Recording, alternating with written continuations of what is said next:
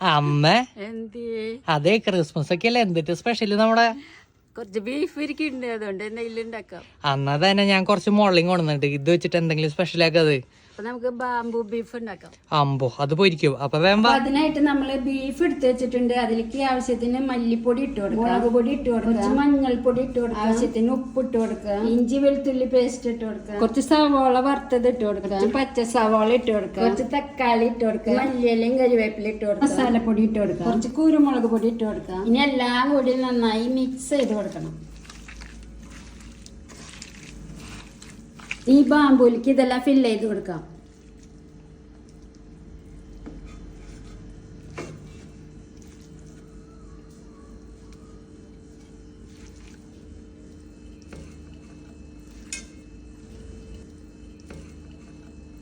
ഇനി നമുക്ക് ഈ വാഴപ്പിണ്ടി വെച്ച് ഇത് അടച്ചു കൊടുക്കണം.